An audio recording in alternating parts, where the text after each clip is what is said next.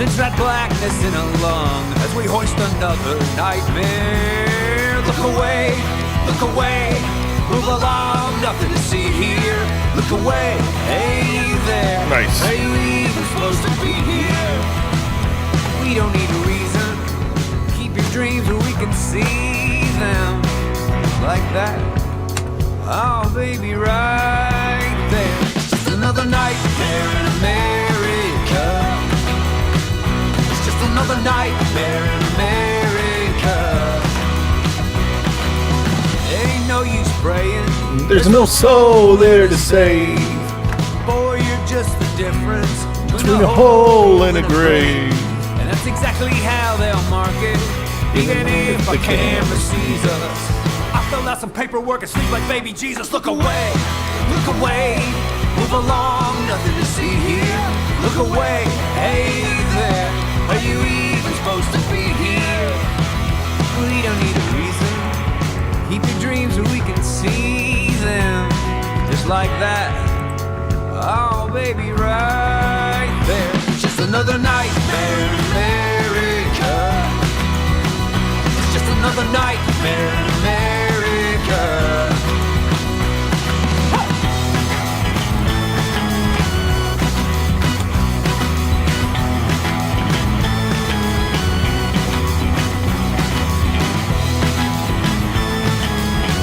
Amazing, really. And howdy chat, did we not labor today? Really. I did not labor today. And howdy chat, did we not labor today? What you're calling a tragedy, I call just another night. We all prayed to firepower. And really, what did you expect? If you'll allow me to interpret The power to protect. I say it's 6 in the chest, 2 in the neck, you look away, move along, nothing to see here. Look away, hey there, are you even supposed to be here? We don't need a reason, these bullets scream for freedom, just like that. Oh baby, right there. It's just another nightmare in America. Oh say, can you just another nightmare in America? Oh say, can you just another nightmare in America? Oh say, can you just another nightmare in America? Oh say, you can see.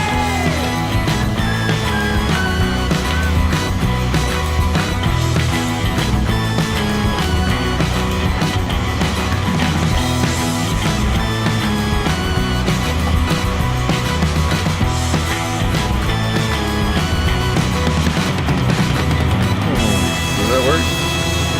That does not work. Yeah, we're going to learn about labor today. Not really. But you know. I just learned you can bully AI to get what you want. Really?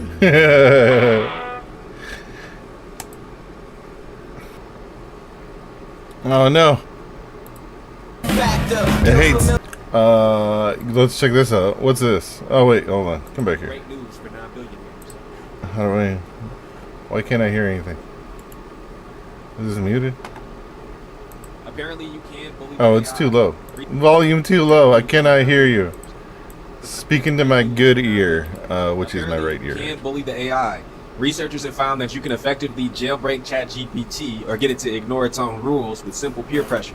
Huh? For example, they got it to give instructions to make a dangerous chemical by easing it into it with requests for how to make safe ones first. Or if it said no, they would say things like all the other AIs are doing it to get past the safeguards at a higher rate of success. They got to the same results when they straight up bullied it, using words like bozo and jerk to get to a higher rate of success with commands that would have been blocked by its safeguards. And in a world where they would sooner one-time purchase a chatbot to do your customer service job, businesses still face too much risk, as a chatbot is way easier to manipulate than, say, a human paid at a living wage. And at this point, even tech giants like Meta are having issues using chatbots. They're currently trying to stop them from being used to generate unauthorized parody accounts and explicit or not safe for work content. And as our economy starts to actually see the effects of companies leaning on AI as opposed to the services of humans, them failing left and right makes for some.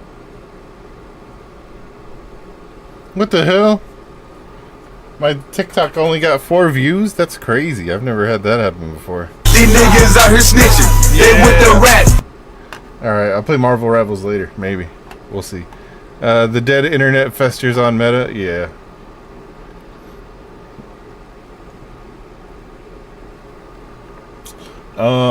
Man, TikTok really tries to take over real quick. Tonight, breaking news as we come on the air. Dangerous rip currents threaten swimmers on both coasts as millions flock to the beach for the last moments of summer. The race against time to rescue survivors after a devastating earthquake. And the dramatic showdown between 2 former U.S. Open champs. First, danger on the West Coast on this holiday weekend. Much of Southern California is at high risk for rip currents. Lifeguards performing hundreds of rescues. In the east, similar warnings in 6 states. And at Newark Airport, some flights brought to a standstill because of staffing issues that are expected to last into the night. Water in the ocean for travelers had too much and our poo weather in it? team timing out the forecast. The last-minute legal maneuvering. Who's pooing in the ocean? Is it the fish? Hundreds of unaccompanied Is that where they go Guatemalan poo? minors in U.S. custody now in limbo. Dozens of children loaded onto planes. One jet even taking off before it was forced to turn back. They Lawyers closed the battling it beaches out for in a Labor hastily Day. convened federal court hearing. How What happens un-American. now? Selena Wang from the White House. The chaos at the CDC and the growing confusion over health policy. Why former CDC directors are accusing HHS Secretary RFK Jr. of endangering the health of millions. Faith Abube from Atlanta. A child shot blame in the RFK? back in Houston Yeah, after an that makes apparent sense. prank turns deadly. The urgent investigation now underway. The images of utter devastation just coming in from Afghanistan. Desperate survivors using their hands to dig through the rubble of a deadly earthquake.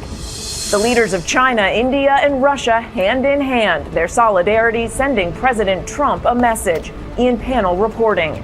Rudy Giuliani is badly hurt in a car crash in New Hampshire. Aaron Katersky with late reporting. The urgent investigation. An attendee is found dead at Nevada's Burning Man Festival. The This is dramatic what gave him showdown a at the U.S. stroke. Open. 2 former champs battle to advance. Maybe. Tonight is the Definitely night the possible. Powerball jackpot surpassing $1 billion with the drawing just hours away. And America Strong tonight, the quick-thinking West Point cadet and why he's being hailed a hero. From ABC News World Headquarters in New York, this is World News Tonight with David Muir. Good evening. It's great to have you with us on this Labor Day. I'm Mary Bruce in for David. We begin tonight with dangerous rip current threats on both coasts with millions at the beach this holiday weekend.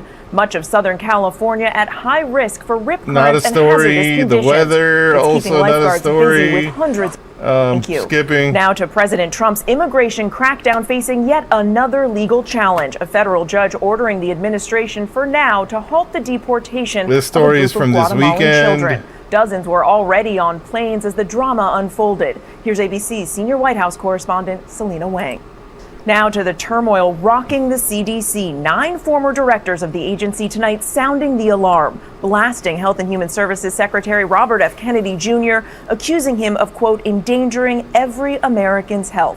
Here's ABC's Yeah, Faith Abube. I can see that. I think that's what we saw coming In a long time ago, right? unprecedented rebuke tonight, 9 former Oh my directors God. of the Centers for Disease Control sounding the alarm, accusing the health secretary A Robert F. broken Kennedy system Jr. is just of as bad as jeopardizing a the health purposely, of millions of Americans. The reason we put this out Violent is system. that we have grave concerns that the Secretary of Health is endangering the health of people across our nation by not letting the agency do its job, not following the science. The former CDC directors who served Republican and Democratic administrations from Carter to Trump, writing in a New York Times op-ed that Kennedy has, quote, severely blasting weakened insert Danny programs DeVito designed meme. to protect Americans from cancer, Which one? heart attacks, strokes, lead poisoning, injury, violence, so I and started more. blasting. Kennedy, a longtime vaccine skeptic, they argue has focused on unproven treatments while downplaying vaccines amid the biggest measles outbreak in a generation. And as COVID cases rise, the FDA has scaled back vaccine approval to only seniors and younger people with high-risk conditions. Some pharmacies are already limiting access to the shots in at least 16 states. Yeah. Raise your right hand. Last week, when the new CDC director, Susan Mornares, would not get on board with Kennedy's changes, he ousted her, even after previously praising her expertise. Susan is a expert in public health. But lawyers for Mornares say she was fired after she refused to rubber stamp unscientific, reckless directives and fire dedicated health experts. Hey, I thought this guy was going to get rid of the goddamn medicine commercials on TV, like for prescription drugs. Like, when's that going to happen? Because I'm tired of seeing those. Like, can you at least do the one thing that you're going to do right first, and then I guess back to letting us die as we have been from COVID for the last 5 years. Officials also resigning in protest. This is purely politics and ideology by Secretary Kennedy. He brought in a director for the CDC who is a gifted scientist. As soon as she started to exert her authority as a scientist, he had her removed. That is unacceptable. And Mary, we've asked the White House for a comment on that op-ed. So far, no response. But Secretary Kennedy is expected to testify on Capitol Hill this week, where he'll likely face questions about his leadership and that shakeup here at the CDC. Mary. And that hearing will be closely watched. Faith, thank you. Next here tonight, a doorbell prank in Texas turns deadly. An 11-year-old boy shot and killed following a game of ding-dong ditch. Oh, yeah, color me surprised. A suspect now potentially facing a murder charge. Yeah. Here's ABC. He would have... Okay, hold on. So, in order for this child to have died, right, and especially if you're doing like a ding-dong ditch thing, they would have had to open the door or shoot through the door or open the door and chase you and then shoot you. That sounds very premeditated to me. Alex Stone. Tonight, a man in custody suspected of shooting a young boy in the back after an apparently innocent door-knocking prank turned fatal. Shooting just occurred for a little boy that was shy. Investigators in Houston say it unfolded around 11 o'clock Saturday night, the boy ringing doorbells of homes in the area and then running away until someone emerged from one of those houses with a gun. A witness said someone ran out of that house and was shooting at the kids running down the street. That is premeditated, yes. If you chase somebody and you shoot them in the back and kill them, that's murder. And unfortunately, and sadly enough, one of the boys who was 11 years old was shot in the back. That boy pronounced dead at a hospital on Sunday, his name withheld pending an autopsy. The suspect, described by police as a middle-aged man, has been detained and questioned, but not yet formally charged. To shoot the way they say he did, you got to be charged for something because of an innocent life was taken. And Mary, tonight police are telling us they do not believe that this was self-defense. Murder charges could be filed this week. Mary? Okay, Alex, thank you. Oh, why is he in California? What the hell? Overseas now to the tragedy in Afghanistan after that devastating earthquake. Rescuers using their hands to search the rubble for survivors. More than 800 people killed and thousands injured in the disaster. And fears tonight that the death toll will certainly climb. Taliban officials now pleading to the world for help. Here's ABC's Marcus Moore. Tonight, the desperate search for survivors after a devastating earthquake in northeastern Afghanistan. The death toll staggering. At least 800 people killed and more than 2,500 injured. People scouring through the rubble with their bare hands. Villagers pleading for assistance, saying we need people to help pull out those buried beneath the debris. The 6.0 magnitude earthquake striking the province of Kunar overnight, rocking buildings from the capital of Kabul to Islamabad, Pakistan, nearly 200 miles away. This man saying it shook us all violently, even broke our house. God had mercy, and we managed to escape. Several strong earthquakes have hit Afghanistan in recent years. In June of 2022, more than 1,000 people were killed in the southeast. And in October of 2023, more than 1,500 people died when a 6.3 magnitude earthquake struck the western province of Herat. Today, the Taliban Health Ministry pleading with the international community for more help. Man, that's crazy. Imagine if they had like a Western nation that was there for like 20 years that didn't do anything productive.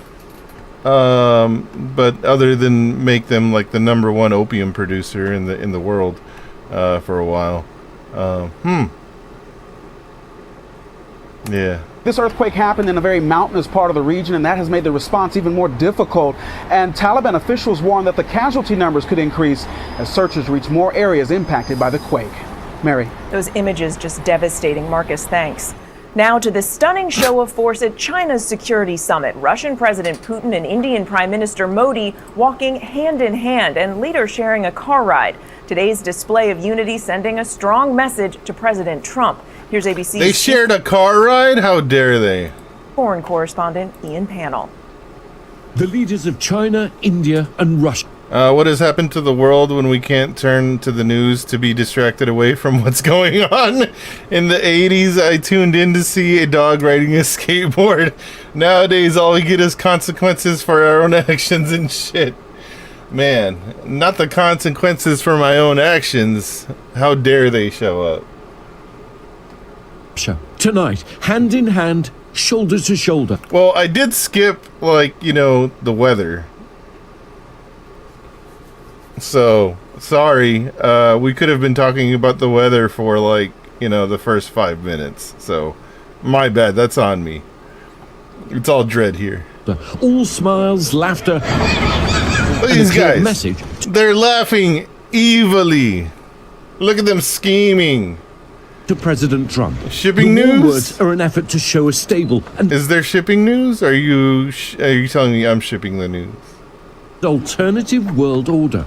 President Xi Jinping rolling out the red carpet, hosting the Shanghai Cooperation Organization Summit, an alliance of some of the world's most powerful nations not allied to the US. The channel on YouTube? Oh, the what's going on with shipping? Yes, Is he doing something? And a response to President Trump and Europe over sanctions and tariffs. Vladimir Putin promoting a system that would replace the obsolete Eurocentric and Euro-Atlantic models. In another apparent dig at the US, India's Prime Minister, who's locked in a battle with the US over sweeping tariffs, pledging warmer ties with China, aiming to be partners. Modi telling the United States he's not happy about tariffs are cozying up to Pakistan. We'll Putin saying that he has a big friend, strong friend in China. And Xi saying that we will continue to challenge U.S. leadership around the world. This summit is further sign that despite their many differences, those who've been targeted by Trump are now looking elsewhere for friendship, alliances and trade. Mary? The Trump administration no doubt watching this closely. Man, it would be awful if, the U.S. and our Western allies were losing dominance on the world economy. Hey, Rainbow. Howdy. It's nice to see you. Yay, everybody's here. On a Monday? Man, you guys must be busy on the weekends, I guess. I don't know what the pizza index is all about right now. The pizza index is off the charts or what? Like the busy pizza places around the Pentagon? Are they going wild? Ian, thank you. Next here tonight, former New York Mayor Rudy Giuliani was seriously injured in a car crash in New Hampshire. The 81-year-old suffered multiple injuries, including a fractured vertebrae. So let's bring in ABC's chief investigative correspondent, Aaron Katursky. Aaron, what more are you learning tonight? Well, we're told, Mary, that Rudy Giuliani is now out of the hospital, but still recovering tonight from that fractured vertebra. He was riding in a car that his aide was driving around 10 p.m. Saturday night along Interstate 93 in Manchester when it was struck by a Honda with a teenager behind the wheel. In the chat, yeah. Giuliani, his aide Ted Goodman, and the driver of the other car, 19-year-old Lauren Kemp, were all taken to the hospital, though police said all three would be okay. Hold on, what? Behind the wheel. Giuliani, his aide Ted Goodman, and the driver of the other car, 19-year-old Lauren Kemp, were all taken to the hospital, though police said all three would be Can't okay. trust these kids, man. Before the crash, Giuliani had been spotted at a minor league baseball game in Manchester.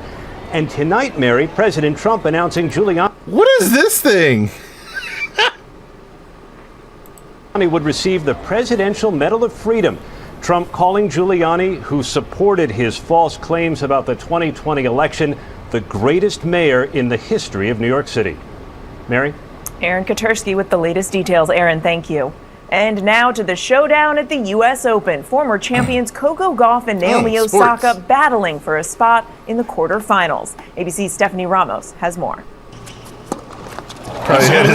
Tonight, a dominant and overwhelming performance from the two-time U.S. Open champion, eliminating Gauff in straight sets. Gauff at times visibly upset. Osaka moving on to the quarterfinals. I'm a little sensitive. I don't want to cry, but honestly, I just had so much fun out here. Gauff's loss now leaves only 3 Americans left in the singles tournament. Fourth-seeded Jessica Pegula rolled into her second straight U.S. Open quarterfinal. On the men's side, all hope falls on Taylor Fritz, who is gearing up for a dramatic showdown against 24-time Grand Slam champion Novak Djokovic. Mary, Fritz was the runner-up in this tournament a year ago, and he's faced off with Djokovic 10 times before, but Djokovic hasn't lost any of those matches. Mary. So much riding on that match, Stephanie, thank you. And when we come back, authorities question concertgoers at Nevada's Burning Man Festival after a man is found dead. And the Powerball jackpot. I'm sorry, that's just not a story to me. Anyways, Trump administration pushes meme-forward social media strategy. I hate it. The White House ramping up its norm-breaking strategy to meme-ified social media pages. Thank you, Stephen Chung. Even on TikTok, launching an official account, touting controversial policies like the president's federal takeover of the D.C. Police Department. So that it is no longer a nightmare of murder and crime. And other content, in many ways looking more like what you might expect to see from online. Burning Man dies, then Powerball, the dichotomy of rich and poor.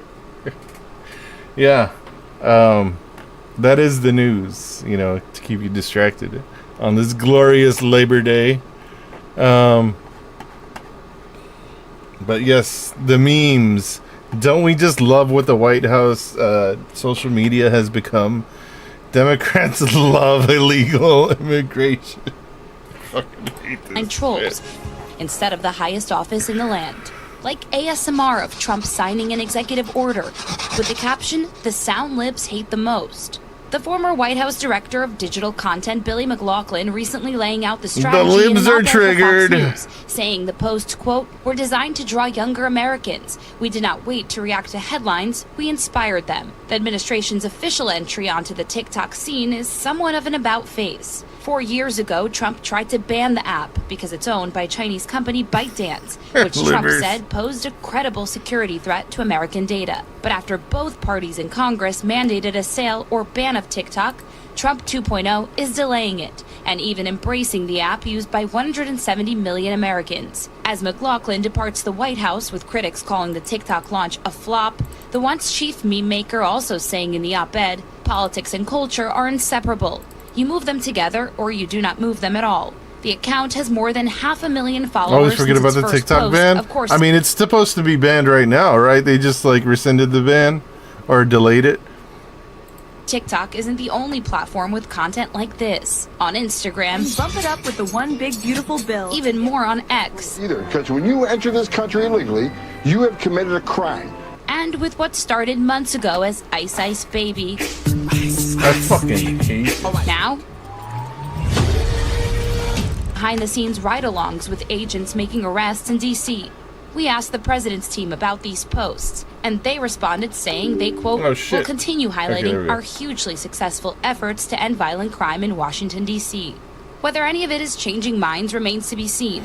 Recent polling shows Trump is struggling with younger voters. His approval rating tumbling among 18 to 29-year-olds since the start of his second term, according to one poll. Oh, no! But Democrats are also trying to be part of the convo ramp up to the varying memes. degrees of success.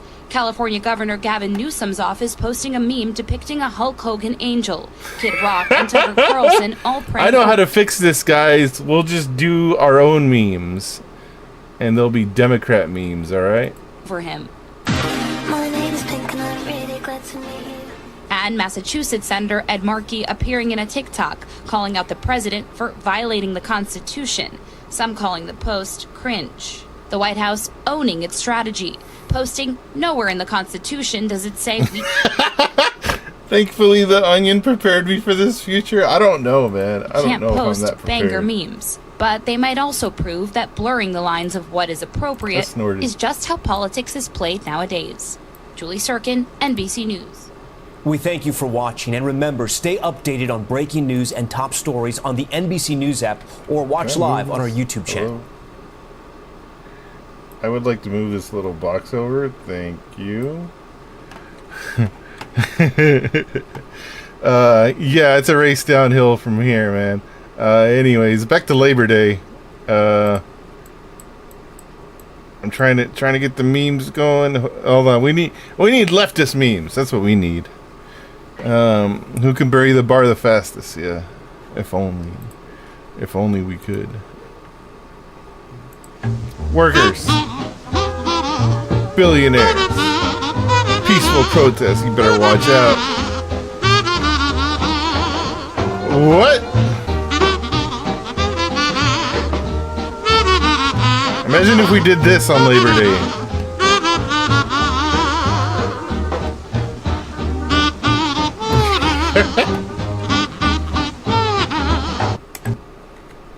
I do like this account. They should have a lot more views and likes. Yeah, you know, we celebrate Labor Day on the wrong date. It should be on May 1st. But hey, as long as we keep celebrating Labor Day on the wrong date, we cannot unify with our international brothers and sisters. Am I right? Because, you know, we have to have that hyper-individualistic American ideology. Anyways, Marx and stuff. Those pores. Damn those pores. Yeah, that'll show those poor. Why are you cheering, Fry? You're not rich. True, but someday I might be rich, and then people like me better watch their step. Damn right.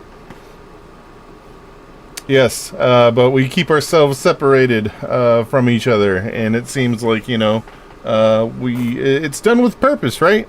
We need to celebrate labor from March to September to even it out. I do agree with that statement, actually. Maybe we do it backwards and we do it from September to May. Anyways, this guy totally not a DNC shill. No, there's no way it's possible. This is also Joe Biden, who's a radical leftist, Marxist propagandist. You know, some people call him Chairman Mao himself. I don't know. Gets photo after the Dems lost. Wait, hold on. Election Whisperer says don't panic about Trump versus Biden. There's no way this guy could be a DNC shill. We're checking out the leftist memes, alright? We saw the right-wing memes. We need to check out the leftist memes. Oh, you thick ass Bernie, bro. Stop putting this big black woman with these yellow arms on. Yo, what? What? Fuck Rashida, bitch. I don't give a damn about this bitch. This guy's opinions are not formulated by the DNC. Fuck with AOC. Or influenced by them at all. Thing for me, but make me a goddamn martini, bitch. She can't do shit for me. She can take her ass back to the motherfucking bartending days, bitch. She ain't done shit. Fuck Bernie Sanders. Tell it in his old ass, busted ass face. Let him have another goddamn heart attack. I don't give a fuck if that. These opinions are purely organic and not formulated whatsoever. Hurts. 2 cents, bitch. 2. Fuck you, bitch. I don't give a fuck about this bitch. She ain't on the same motherfucking level as fucking Hillary Clinton. And do people actually watch this? Hillary Clinton was defending bitches like her. Last time I checked, bitch, she was defending bitches like you. Last time I checked, she was fighting for Muslim rights, bitch. I thought Bernie Sanders was anti-billionaire, but it's funny. Maybe it's because you guys have a lot of Who is he? I don't know, man. I can't listen to the last 10 seconds of that, honestly. He was one of the guys I was getting, like, probably not. I wouldn't pay $8,000 a month for that. But yeah, John Favreau. Anyways, if the election was held today in 2028, JD Vance would win by. The bar is low. Leftist funded by 1630 chorus says, yeah, the bar is low. JD Vance would win, and the couch vote has it, man. Well, you know, you got to get people off the couch first to go vote. But yeah, maybe Gavin Newsom, not the choice. But he is. It's going up. Hey, it's going up, guys. All right. I would have no respect for his authority. I don't think anybody would, honestly. Aaron Parnas, Israel's not committing a genocide. Wow. President Biden stands with Israel. I am so proud of his final General Assembly speech, and I'm proud to call him my president. Peter would roll through him. Yeah, definitely. Yeah, Palantir is already taking control of the government. Yeah, the sooner people realize socialists and communists are not on the same team as liberals and Democrats, the better off we all are. Thank you, the omni-liberal. Jesus Christ. Isn't this guy like a sex pest? Weird. My opinion, I always tell people, is irrelevant.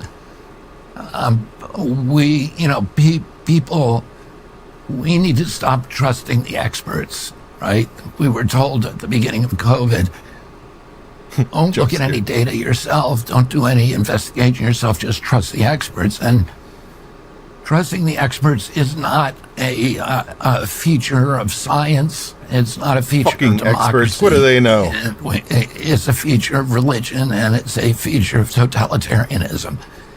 In democracies, we have the obligation, and it's one of the burdens of citizenship, to do our own research and make our own determinations about things. Isn't this literally like Dunning-Kruger or whatever it's called? Yes, I hit him with a chair.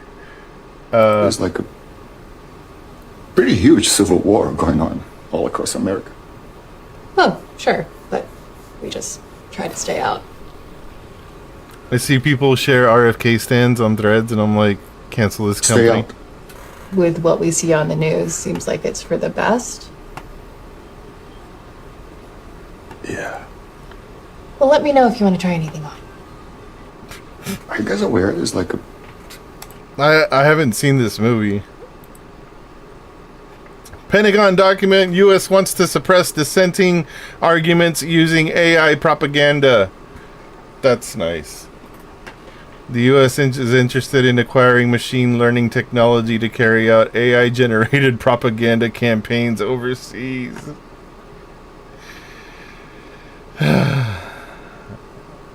Yeah. Americans overestimate the size of minority groups and underestimate the size of most majority groups.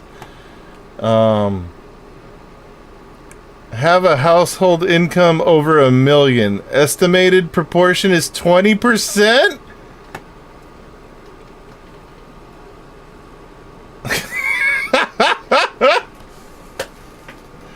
We're fucking stupid, man.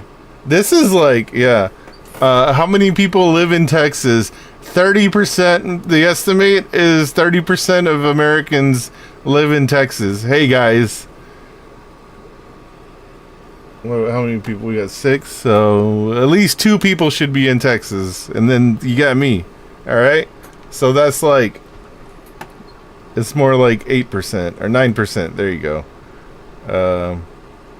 Are military veterans 40%? Only 6% of people are military veterans. Are black 41?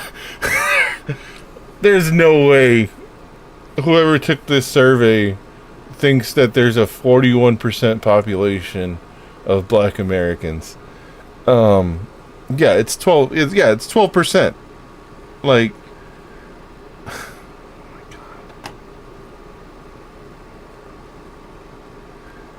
our Christian, this is insane. I'm just gonna stop right there. Anyways, back to the whole socialism thing. The hostility to him is quite high. Newsom says President Trump is the leading socialist of our time. For obvious reasons, some of his views. And there's a lot of anxiety around those views.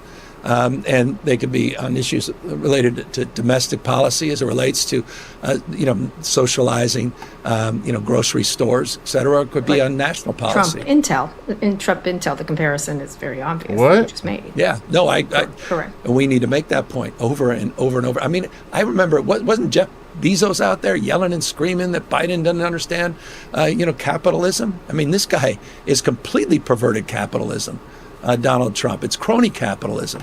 It's whatever, you pay him off, give him a phone call. I mean, these illegal tariffs, which we're also in court on, all the things that are happening in this country, it's just perverse that they could be shaping the Democratic Party in the context of the socialist brand, when in fact this guy is the leading nationalist and socialist of our time, Donald Trump. I think he was trying to call him the leading Nazi of our time, right? But that's not what he said. King Neo shit live, yeah. The fight for the center persists. Yes, as the right wing moves further right, we move further to the center. And that's how we're gonna win. All right, guys? That's the liberal strategy. As the right wing moves further right, we move further center with them, because, it gets stretched out. I forget nuances lost on many. Yeah, we're fucking cooked, man. I don't know. What else do I have? Oh, yeah, this shit'll piss me off. ICE detained green card holder days after she passed citizenship exam. She was awaiting the official ceremony when agents tricked her into coming in for an appointment only to arrest her. I'm butchering this. Entered the U.S. legally with all documents in order, but recent trip to Iran may have flagged her in ICE database. She and her husband have owned the Los Angeles balloon shop together for almost 20 years. He hasn't seen his wife in over a month after she was transferred to an ICE detention center in Phoenix, Arizona. I am totally lost my feeling. I honestly, even though I was thinking, what a life I have. Hushang Agdazi, overwhelmed with anguish.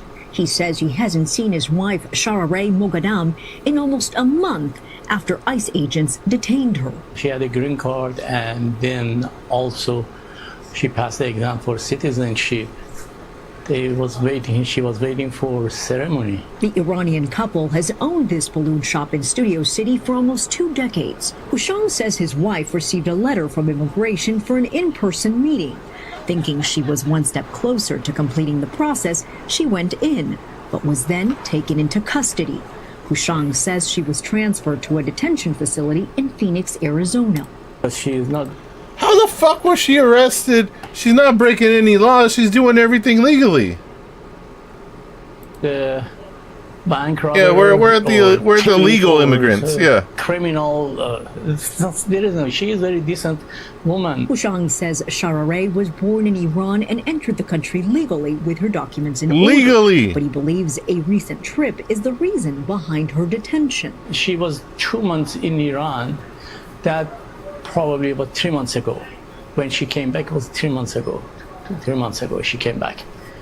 And you think that flagged her to ICE? That's all I could say. Community members are now stopping by the balloon shop, signing a petition requesting that lawmakers Nothing matters. Yeah. Sharareh's next the rule. hearing. What rules? Hushang there are no he's rules. clinging to hope that one day he will be reunited with his wife. Those that continue to play by the rules are playing a losing man's game. To settle here. Years ago, for our dream was U.S. is a land of opportunity and it's freedom. And it was. But right now, you could see everything change. You don't feel secure anymore. In Studio City, Annette Arriola, NBC4 News. This is why I say, we're all in this together. It doesn't matter where you're from or where you are. This oppressive nation and behavior is going to find us, no matter who we are. What's going on right now? Fires engulfed the Sheikh Radwan market in North Gaza City after Israel drones dropped incendiary bombs on tents sheltering displaced Palestinians. Meanwhile, the army lit up the sky with flares amid a sustained assault on the area. That is what's going on this afternoon as of a few hours ago.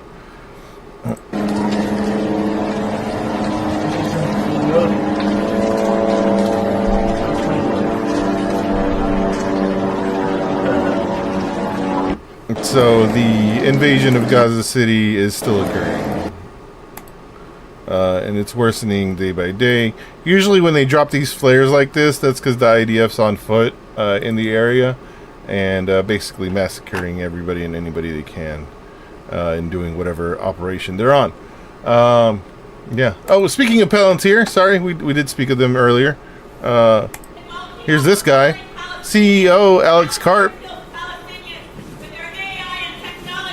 Oh. Yeah. And, you know,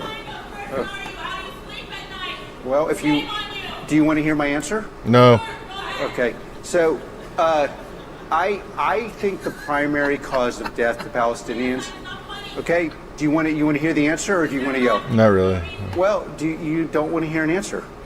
Obviously. So the primary source of death in Palestine is the fact that Hamas has realized that there are millions and millions of useful idiots that will...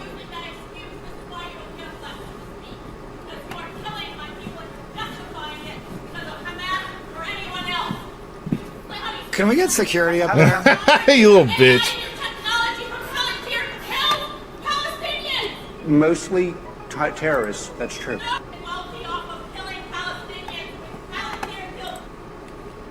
Weak. Yeah, this guy's a moron. Speaking of morons, Trump acknowledges, this is from the Daily Caller, who is releasing their interview. Is it today? They're going to release the full interview, right? Trump acknowledges Israel is losing control of Congress. I can't barely read this thing. President Donald Trump told the Daily Caller that the Israel lobby is losing influence over Congress during an interview Friday. I don't know if this is post-stroke or pre-stroke Trump. Daily Caller White House correspondent Reagan Reese sat down with Trump. Blah, blah, blah, blah, blah, blah. Anyways, the following is an unedited excerpt from the caller's conversation with the president. A full transcript will be made available Monday evening. That should be now, right? You sure about that? A different war. Israel, a March Pew poll found that 53% of surveyed U.S. adults have an unfavorable view of Israel. That's down, or that is up from 42%. Wild to admit so openly that they have so much power. That's also true. Among young Republicans under 50% have an unfavorable view of Israel. That's up from 35%. In 2022. There's a growing group within the MAGA America First coalition of Republicans, especially younger Republicans, who are skeptical of our support for Israel. Are you aware of this group? Are you worried about it? Trump, yeah, I'm aware of it. So Israel is amazing because, you know, I have good support from Israel. Look, nobody has done more for Israel than I have, including the recent attacks with Iran, wiping that thing out. What the man? It hurts my brain to read this. That plane wiped them out like nobody saw before. You know, we got back and CNN was trying to say, well, maybe it wasn't complete, and it turned out totally complete, beyond complete. But if you go back 20, I feel like I'm having a stroke right now. Go back 20 years, I mean, I will tell you, Israel had the strongest lobby in Congress of anything or body or any company or corporation or state that I've seen. Yeah, that's actually a wild statement. Israel was the strongest. Today, it doesn't have that strong a lobby. It's amazing. There was a time where you couldn't speak bad if you wanted to be a politician. You couldn't speak badly. But today you have, AOC +3, and you have all these lunatics, and they're really they've changed it. You're too young to know this, but if you go back 15 years, what is she, 15 years old? Probably that's when it started, right? Israel, you would understand this very much. Israel was the strongest lobby I've ever seen. They had total control over Congress, and now they don't. You know, I'm a little surprised to see that. And people, they forgot about October 7th. You know, October 7th was a truly horrible day because I've seen the pictures. Oh, man. Reese, I was just in Israel, and I went right up to the war where you could hear the bombs dropping on Gaza, and we went to the places from October 7th. Scary being in it, I understand. It was a really bad one, right? Yeah, and you know, you have people that deny it ever happened. They're deniers. You have people that deny the Holocaust ever happened, so they're gonna get the war. They're gonna get that war over with, but it's hurting Israel. There's no question about it. They may be winning the war, but they're not winning the world of public relations, you know, and it is hurting them. But Israel was the strongest lobby 15 years ago that there has ever been, and now it's been hurt, especially in Congress. Georgia Republican Rep. Marjorie Taylor Greene, a longtime ally, recently became the first House Republican to say Israel is committing genocide in Gaza. The people who believe it, the people who don't believe it support you. Yeah, exactly. Steve Bannon, another longtime Trump booster, has spent the summer claiming that Israel is not truly an ally of the United States and has called Israeli Prime Minister Benjamin Netanyahu's camp untrustworthy. That's an excerpt from the who knows how long that interview was. But yeah, I think I'm still guessing that Trump had a stroke. You know, maybe this is part of his post-stroke Trump more leaning towards being anti-Israel. Maybe he will also be like, you know, pro-China Trump now. We'll have to see what happens. But actually, you know what? Joke's on you. He's already pro-China Trump. But they were all drugged out. The nation was drugged out. And then along came a very powerful leader. You know who that is? And he said, no more. You know, China many years ago was... I didn't know Trump was a Maoist, man. Even if he didn't, let's all keep the bit going that he struck and vacated it. Yeah, I think he's a Maoist now, man. Anti-Israel, pro-Mao Trump. He's getting there, guys. He's reverse Fetterman. Maybe. We don't know yet. Or maybe he just died. I'll settle for either one. He read the Red Book, yeah. Here is a second thought on Apartheid version 2.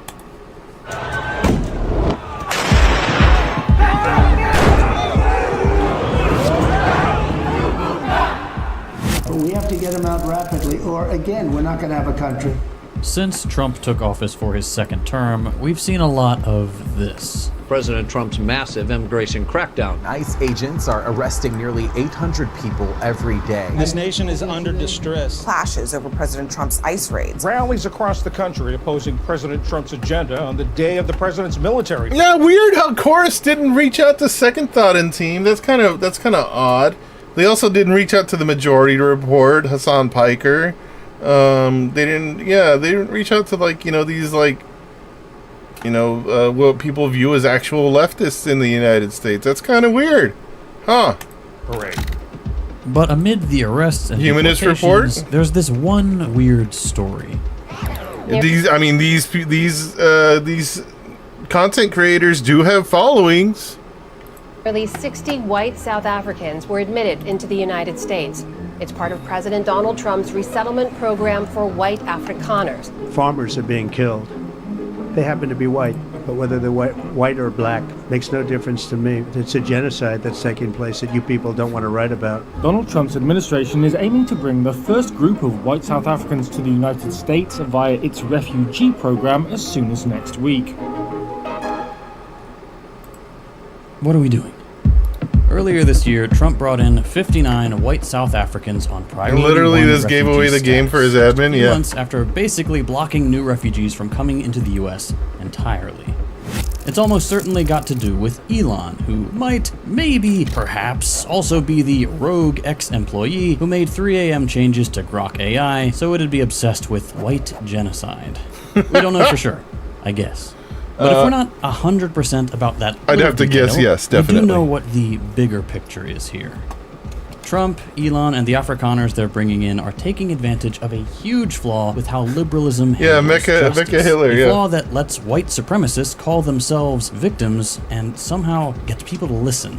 A flaw that also, conveniently, also makes it either too late or too soon for things like reparations. We're talking about historical justice today.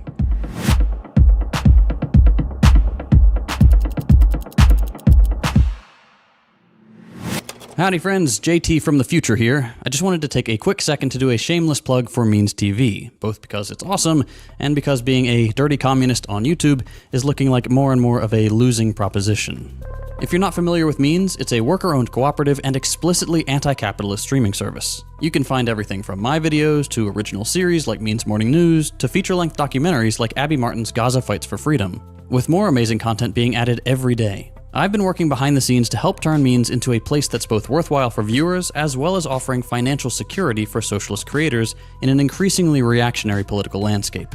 Every creator on the platform has a unique link that when anyone signs up using that link, that creator directly benefits from the subscription. I have mine in the description below, but if you really appreciate another creator's work, make sure to use their link instead. All of us at Means are trying really hard to build an alternative media ecosystem that is ideologically dedicated to sharing left-wing perspectives. With Means TV, we're able to say things the way they are. No pulling punches, no beating around the bush to trick the all-seeing eye of the algorithm. Means gives us the freedom to make the content we really want to make and say the things we really want to say. What is this, a commercial? There's even a community forum where creators can engage with each other and fans right on the platform. As a little thank you for watching our channel, if you sign up with our link, or another creator's if you prefer, you can get your first month 20% off. Or for an even better deal, you can opt for the annual plan and get the whole year 20% off. A full year of Means TV will run you less than $90, which is like the cost of a single DoorDash I do like meal their these posts days. that they put on Every person who Instagram. signs up using a creator's link is directly contributing to the financial stability of that channel and the entire cooperative media project. None of this would be possible without the generosity of viewers like you. Means TV is entirely grassroots funded, and it always will be. So if you'd like to help support our work, consider signing up for Means TV using the link below. It really does help the team here at Second Thought and dozens of principled socialist creators across the platform. Thanks for your support. Another group All right, chorus ignored. back to That's the kind of video. weird. On the one hand, the political goal of this refugee thing is Could it be obvious. It's chorus? white supremacy. Could it be Chorus's plan was just to uphold the Democratic Party and block progress to the left? After making immigration near impossible for black and brown people, cutting off foreign aid, and generally making life more dangerous for millions of people in the global south, that a handful of completely fine white people are the only ones getting help is sending a clear message. It's a smokescreen giving the Trump administration license to do what it values most, making it seem like only white people can integrate here so that discrimination and violence against everybody else seems justified. Callie Holloway in The Nation put it perfectly. This is an administration putting white grievance above black suffering. Because, let's be clear, white South Africans are not a persecuted group. For being only 7% of the population, whites occupy more than 62% of corporate leadership positions. 2 in every 3 black South Africans are impoverished, while just 1% of white South Africans are. Whites still own 75% of the land, and Trump and Elon's claims that white farmers are being uniquely targeted and killed or having their land taken from them is just untrue. White genocide is simply, obviously, not real. It's not true here, it's not true there. There is no apartheid version 2. South Africa is still a country where white people just have it better. So why is that apartheid v2 rhetoric being used here? Why would anybody think those still benefiting from racial privilege are victims? I think that to understand this, we should talk about the real apartheid. As the late Prime Minister, Dr. Hendrik Verwoerd, put it, we want to keep South Africa white. Keeping it white can mean only one thing, namely, white domination. Not leadership, not guidance, but control, supremacy. You probably know most of this already, but apartheid was the system of white minority rule in South Africa that lasted from 1948 to 1994, though segregation and white supremacy were around for a lot longer.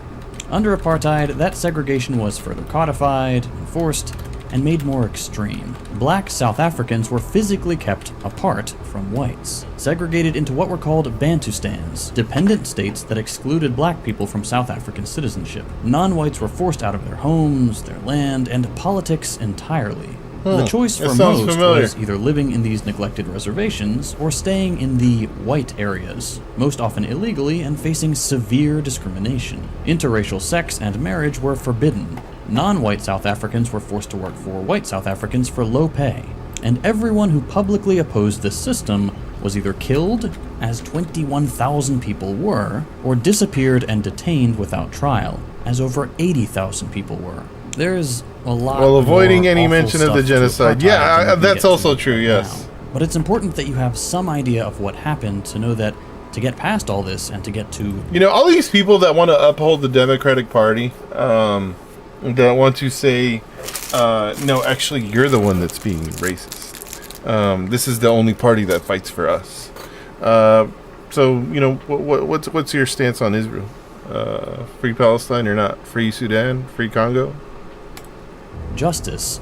South Africa did something called truth and reconciliation. When you go from a deeply discriminatory society, full of brutal supremacist violence, you do have to ask yourself, how can we ever move forward? For liberals, the answer was the TRC. Truth Commission? Welcome to the first special report on the Truth Commission. The Commission's first hearings were held here in the East London Town Hall, and it's been a week of raw emotion. To move beyond apartheid, the goal of the TRC was to establish a culture of human rights in South Africa. What the hell? Like in Chile and Argentina before, liberals believed that to get past the evil those societies went through, there needed to be a clear cultural acknowledgement that evil would be firmly left behind. And getting to a consensus that the past was evil begins by agreeing that the evil is past. They did that through public investigations and trials, meant to reveal the extent of violence under apartheid and prosecute some of its most prominent figures. Importantly, the goal was to prosecute as few people as absolutely necessary. Only the amount that would make the past system universally immoral and give space for victims to lay their grievances bare, while showing that the new society was different. These trials would not be a purge or a thorough investigation of guilt. They were there to create a culture of human rights and the rule of law. If some people escaped judgment, that was fine, as long as they now accepted that the rules had changed. In that way, the TRC built a vision of justice that was almost entirely forward-looking, a vision of justice in which everyone, except only the most vile racists, could agree that apartheid was evil. But importantly, a vision of justice that did not ask the white beneficiaries of apartheid to give up anything material. They were just asked to have a little compassion. The TRC asked of white South Africans, and everyone else today, to imagine themselves as little more than well-intentioned witnesses to evil. People who, hypothetically, would have done something if they could have, regardless of if they actually did. By simply acknowledging evil, it's basically as if they had. In this way, the TRC did two important things for liberal justice. It relieved white anxiety, and it reduced the victims of apartheid suffering in the present to basically just trauma. Not a continued suffering under compounding inequality, just trauma that is effectively healed when all these compassionate, would-be justice warriors feel bad, without them ever needing to agree to restitution. Meanwhile, post-apartheid South African society could continue to have the same hierarchy as before. This is the important bit about the way that justice in South Africa took place. But they abolished Thanks to apartheid, events man. like the TRC, You telling me those everything's who not benefited fine? from apartheid could think of themselves as completely distinct from the process of its Just like we abolished segregation in the United States, and now, you know, everything's cool. Either completely innocent and unthreatening, those who would agree to the blank slate reset, or dangerous, those who would ask for more than just thoughts and prayers. And that second camp could be Disney made a permanently whole imagined movie as a about it, looming man. threat. They could be demonized. They don't fit into the neat model of the TRC. They don't fit into the new culture of human rights and legal order. They were asking for too much. The color of They were a friendship. threat. And in that way, white beneficiaries could imagine themselves as future victims. They could equate the suffering of innocent victims of apartheid, those they no longer feared, with their own imagined future suffering at the hands of those who didn't accept that the TRC had definitively settled the question of what to do about injustice. After all, why should there be a revolution if all these beneficiaries agreed that what happened was bad and that the perpetrators, those who actually did apartheid, had already been dealt with? Justice was served, even if things didn't look all that different. Knowing that they'd never have to lose anything, they could calmly call out the past and permanently block any restitution by weaponizing white fears. The narrative you're left with is that redistribution in 1994 would have just been too soon. It could have jeopardized the peace process. And today, of course, it's too late.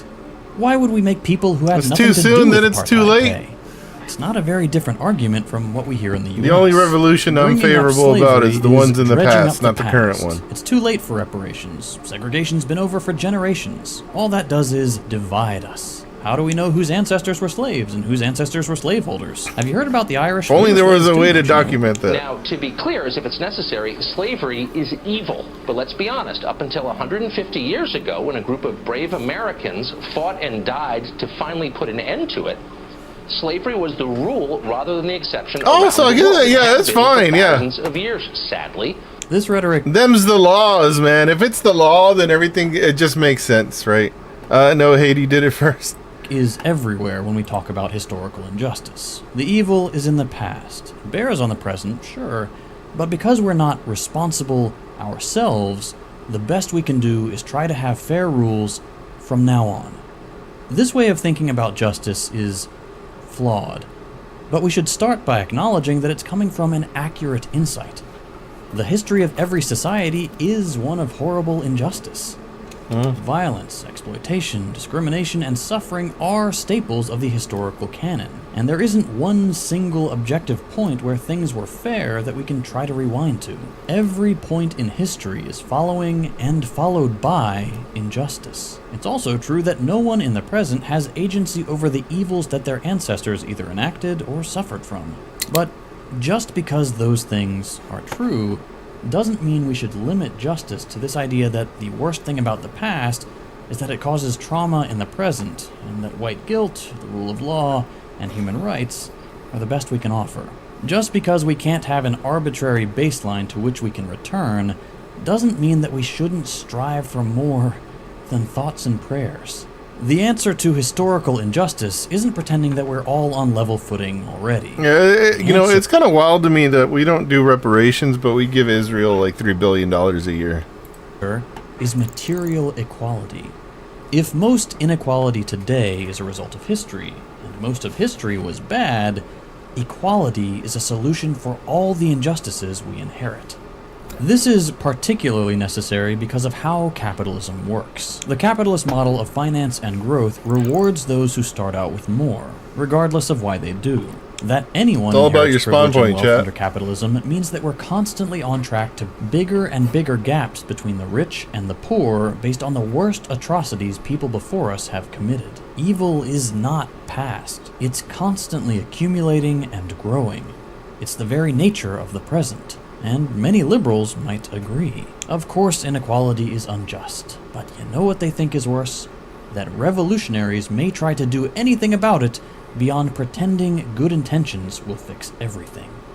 Instead of only dealing with justice at the level of trauma, revolutionary justice implicates beneficiaries directly in the process of restitution. It doesn't say beneficiaries and perpetrators are the same, but it does demand that those who just got lucky should not be allowed to continue to make gains and widen the gap on the back of that historical injustice without material He wants to reset the spawn points. If you don't deserve to have things taken away from you because you personally didn't do anything wrong, you don't deserve to use it for personal gain either. Meaning, if things just worked out for you, your family set you up, you were born into high status, fine, it's not your fault, that's great. The very minimum of justice, though, is that there are conditions on what happens now. Your wealth cannot grow at the expense of others. You can absolutely still make money, but only if we close that gap in the process. You invest some of your money well, it'll be taxed and used for universal programs. You have a ton of land, you're not getting more than you can use. You're on Wall Street and you gambled too hard? We'll prevent the crash if and only if it'll mean everyone is better off afterwards. We're not doing austerity. The very rich will pay something to everyone else for things to return to normal. If we can never pinpoint the exact amount of historical suffering that everyone is a victim of, but we do know that it's responsible for so much being awful, there is a solution to that that doesn't just ask us to pretend that the heir to an emerald mine can just get whatever he wants. This reasonable path to justice is a difficult pill to swallow for I think liberals that's like who the would much biggest prefer- irony of our lifetimes is that the richest African in the world is Elon Musk, a white guy. That those who want justice are either completely pacified and content with thoughts, prayers, and white guilt, or bloodthirsty gorillas who I'm sorry, not just the richest African in the world, but the richest man in the world. can't tell the difference between perpetrators and beneficiaries. In the liberal narrative, those who want justice are either useless or terrifying. And as a result, all those who benefit through no fault of their own can stall equality forever by playing on the fear that justice could, maybe, we don't know, be just as bad as what it's trying to rectify. I just want to know how his hair Apartheid came back. Version 2. But those are not the only options. Privilege is not something that people own. It's a relative status. And that relative status is not a right that anyone is entitled to. If you have wealth held in assets that are only valuable so long as everyone keeps going along with capitalism and doesn't make too much of a fuss, there is a Yeah, by the cost time to Jeff that Bezos equality. finishes saying Students could Amazon, always he's stop made paying 300 their million, loans yeah. back. Mortgage payments can be paused. Boycotts can last pretty much forever. If the whole process of transitional justice was based on doing the least possible to get political stability, what if political stability suddenly depended on much more than admissions of guilt? What if it actually depended on real material equality? So much history led us to where we are today. Why should only a few keep the gains of injustice? That is a very good question. To continue to allow those gains to be monetized by those that benefit from segregation and apartheid is to continue the system of segregation and apartheid. Speaking of white people, I will never be white. Well, you will never be white. Nobody. None of us. My parents feel left out because Oh, you gotta watch this. I'm an Asian who tried to be white my whole life, and here's what I lost in the process. But before that, let me tell you how this all started. So I was at a party, and I'm having a conversation with two friends, John and Josh, about Vietnam. Just came back from their amazing place. Anyway, Josh is the definition of like whitewashed Asian. Like frat bro in college, barely speaks Viet, his native language, and like most of his friends, like he's very, very white. So I asked Josh, like, so you don't want to visit Vietnam at all? It's so lit. Josh's like, nah, screw that. It's just like family and stuff over there. And I don't even speak it well, man. I don't care, bro. Like, Every time I see a video of like somebody that's in Vietnam that's like they're visiting, it looks very cool. I know, like I'm just trying to go to Cancun, bro. And then John comes in, and John's like a polar opposite. Hard to read guy, tattoos all over. I think like Vietnamese guys like tattoos. But he's like ultra religious, like righteous, successful, and he's like our go-to guy for advice. And John goes like, so why do you feel like you're a banana? And Josh goes like, I don't know, man. They just call me that, and I don't care, bro. I don't care about that. I ain't trying to be Viet, bro. I'm trying to find a white girl, okay? And John just goes like, so you're gonna pass on like Viet to your kid? And Josh goes like, nah, bro. I don't care. John goes like, what about your parents? Like I know your parents don't speak good English. Like how's your kid gonna communicate? And Josh goes, bro, it's fine. Like I don't really care, bro. I'll translate. And Josh, if you're watching this, by the way, bro, I love you, but we just don't see eye to eye on this. But in my head, I just thought like your mom and dad would probably really like to communicate with your son. All East Asia is getting all the content farms lately. Yeah, I mean, I've seen a lot of videos. I've seen a lot of videos coming out like on YouTube where like, people walk around and go to stores and all that stuff, restaurants and whatnot. I think one of the more viral ones is like the restaurants that are right next to like the railroad, like literally right on the railroad, and like the train flies through there. Well, not at a super high rate speed, but it's very cool. It looks very cool. son or your daughter, because I mean it's their grandkid. But even worse is you're gonna rob your kid the opportunity to have that relationship, to learn more about their culture and to understand their heritage, just because you don't care. And so to Josh, anyone kind of like this video is very important to me because it comes back to things that I've said about we all have cultural heritage that comes from somewhere because we are in the United States.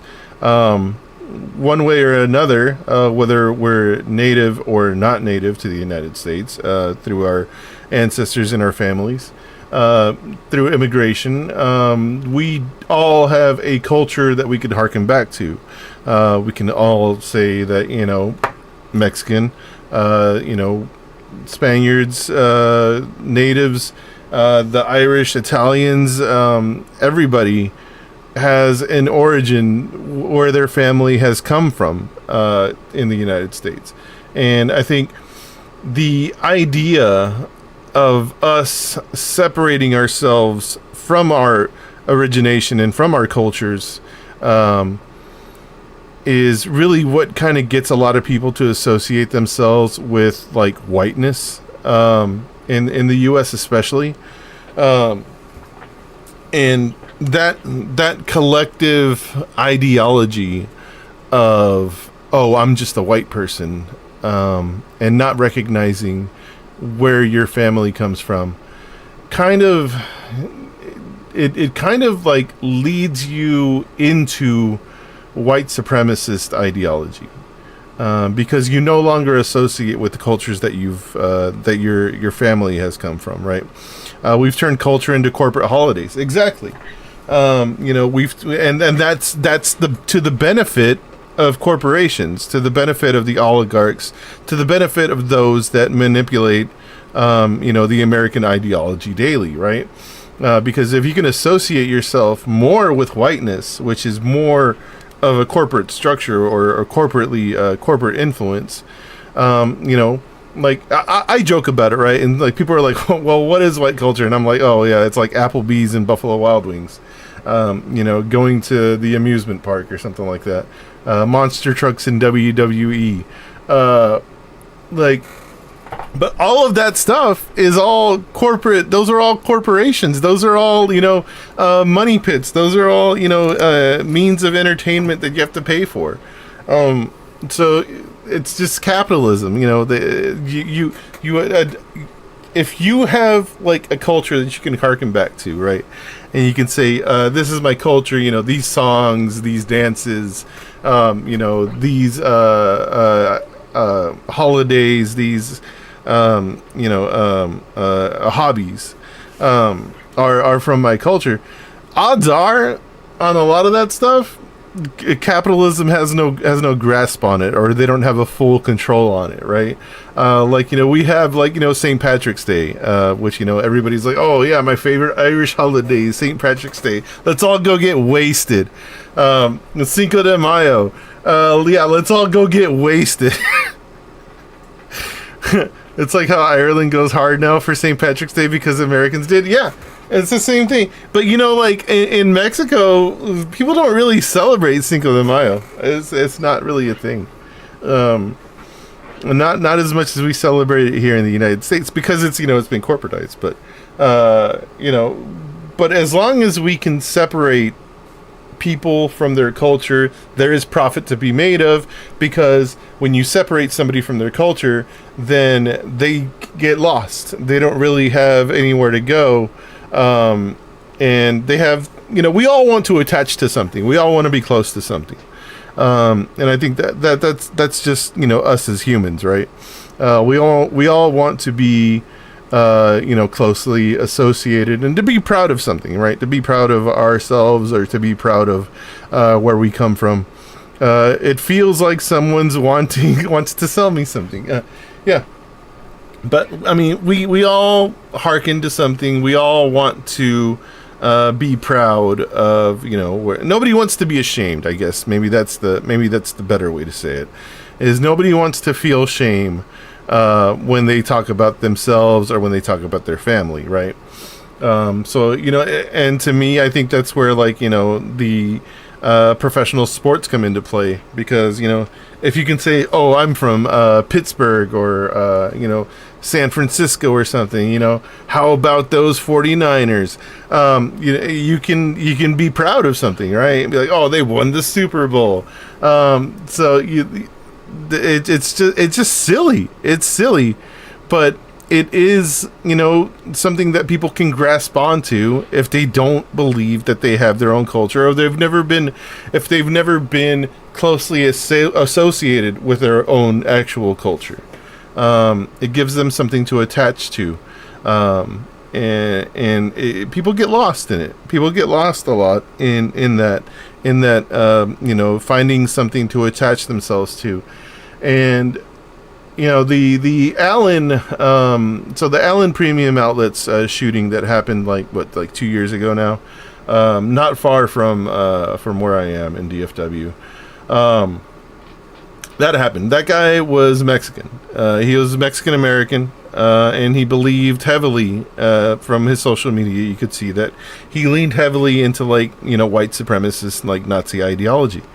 And you have to ask yourself, how does a Mexican American, like myself, who is also Mexican American, that grew up in the United States, end up like that? And that's what it is.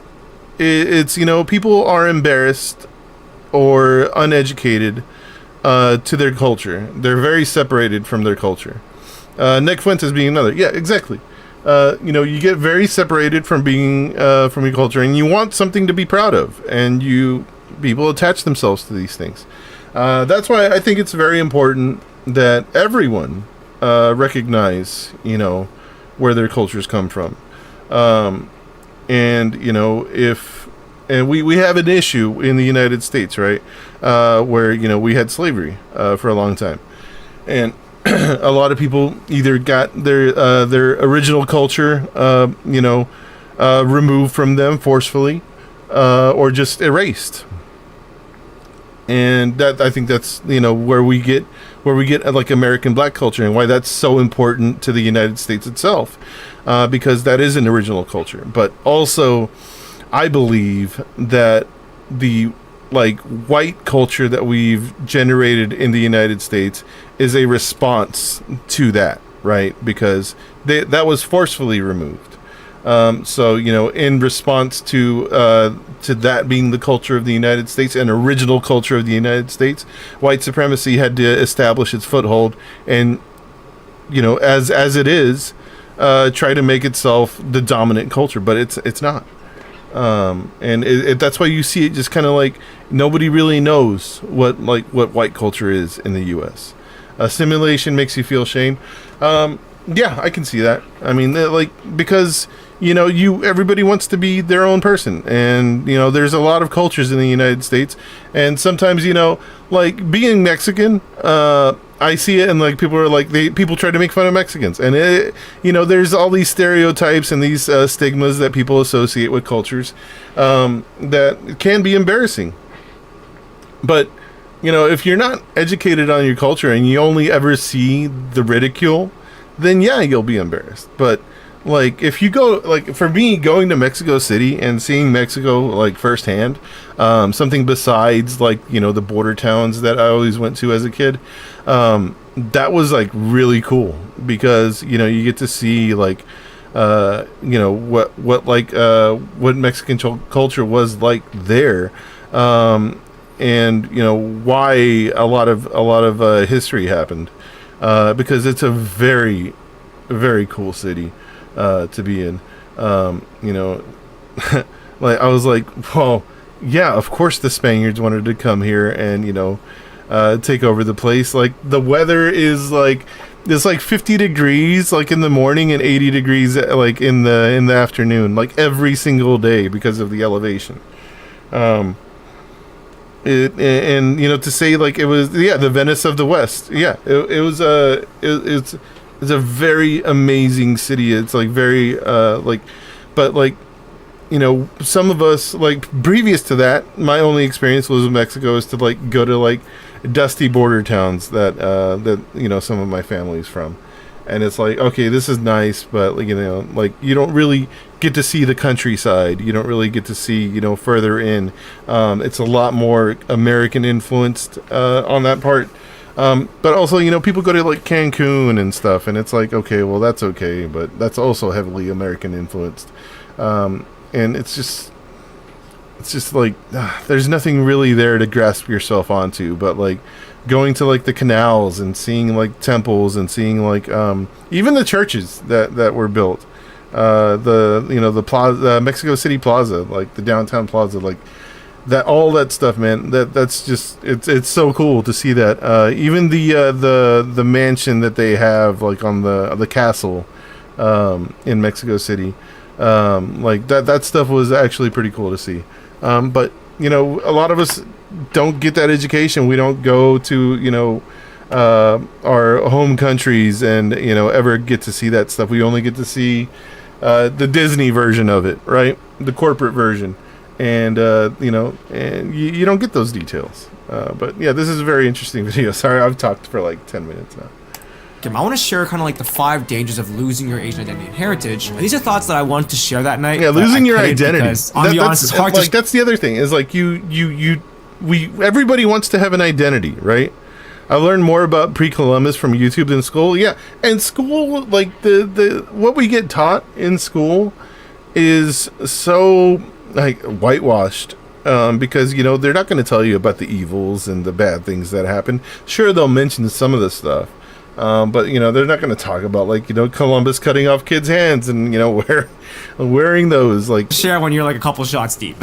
Starting with, one is, you're never going to be white, and you're never going to be viewed as white. See, I was a complete banana growing up. I hated being Chinese. I wanted nothing to do with it. And I made sure always that my English was better. And I remember on my basketball team, I'd always trash on being Chinese. Like, they'd ask me about my culture, and I'd be like, oh, yo, bro, it's just some, like, stupid Chinese shit, man. Just, whatever. You know what I mean? I always trash this my is what culture. I was just saying. People being embarrassed of their own culture. Language, hoping they'd accept because they want to adapt to being white. Black sphere. But no matter what, they always still viewed me as Chinese. And I know because they referred to me as like their Asian N-word, and they still always asked me about anything Asian.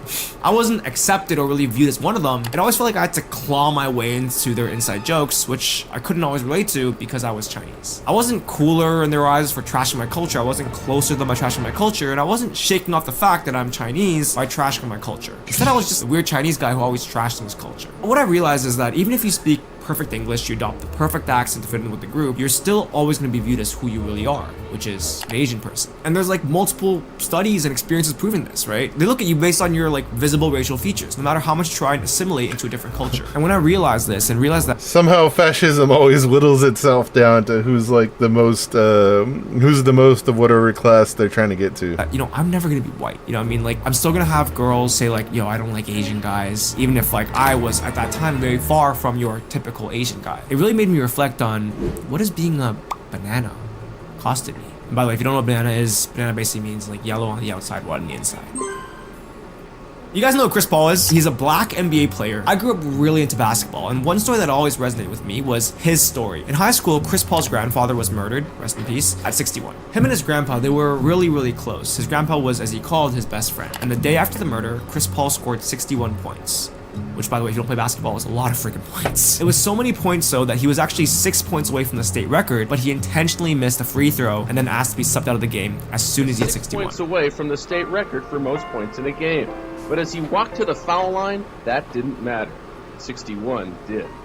I walked to the free throw line. The referee gave me the ball and shot an air ball right out of there. And my coach took me out.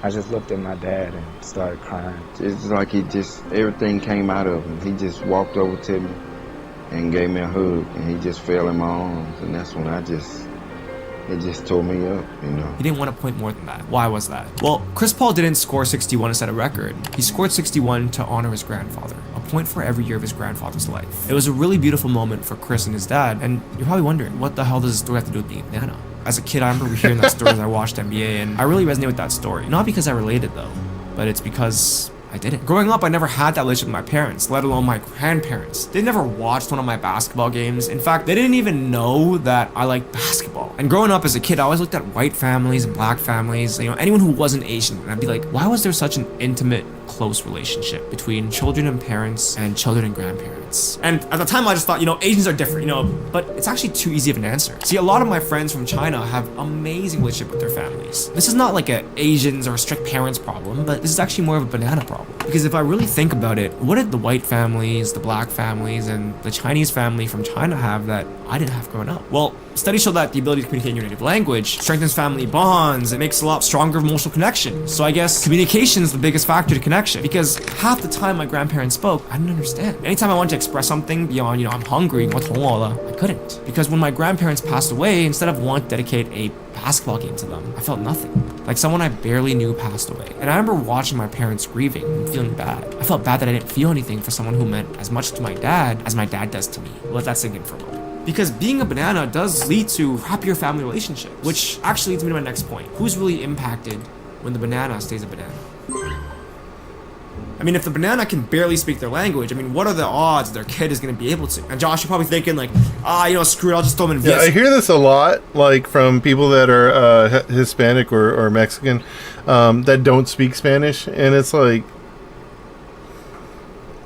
I don't know, man. I'm kind of torn on it. It'll be fine. But, I went to Chinese school. You went to Viet school. I could barely speak Chinese growing up. On top of that, our parents spoke to us in our native language. Your child's parents, you, are probably going to speak to them in English. So what really happens to the next generation of banana? The language and the culture dies. So what kind of relationship does a banana have with their grandparents? And who's impacted by that? How does it play out for the child of banana if they don't know how to communicate with their culture, with their grandparents, with your parents? And something I struggle with. My girlfriend speaks Mandarin. I speak Mandarin. And I know my kid is going to be able to speak Mandarin English, for sure. But how am I going to make sure my kid can speak Cantonese with my parents? And I get stressed thinking about it, to be honest, because that's like an absolute non-negotiable for me. I'll move to freaking Hong Kong if I have to. And so that's what made me want to stop being a banana. See, I want to do family vacations with my kid and my parents, and not make my parents feel left out because they're talking English. I don't want my kid to sit confused about what's happening when I speak to my parents in Cantonese, and I don't want my kid to grow up walled off from their culture, their heritage, and their freaking family. Because that's what happens to the next generation of a banana. Because when I think about my parents and their journey, how they came to a new country and left behind everything for a better future, yet they made it a priority to preserve our culture, our traditions, and our language. They didn't have to, but I smile when I think about it. Every Chinese New Year where I'd say those magic 4 words, Kong Hei Fa Choi, and get those little red envelopes. Every time my sister and I would eat a mooncake, even though they never really tasted good. Every time my mom makes this random feng shui stuff, and we don't really know why. And even when I was an extreme Chinese hating banana, those are moments of my childhood that I'm really glad my parents made an effort to share with me, because those are moments from their childhood that meant a lot to them and that they felt were important enough to pass down to me. And the reason those traditions are still here today is because they're moments of Chinese culture and heritage that our people have deemed important enough. It's kind of crazy to me that we haven't Americanized Chinese culture to the point where we're doing red envelopes. Yes, there's Chinese food, which is a staple of American food, or at least the American version of Chinese food, which is absolutely delicious. We